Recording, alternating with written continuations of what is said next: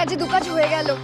আরে রান্না বান্না সব হলো, টুম্পার বয়ফ্রেন্ডের বাড়ি থেকে দেখতে আসছে তো। আরে এখানে ডিমার টাকাটা রাখা ছিল, উনি টুম্পা নিয়ে চলে গেল। কেন মিথ্যা কথা বলছো? তুমি ওকে দেখেছো? টাকাটা আজকেই ফ্রিজের ইএমআই দিতে হবে, বিকেলের মধ্যে যেন পেয়ে যায়।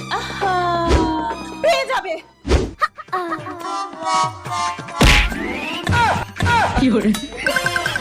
দিনগুলো মেখেছো তাই না?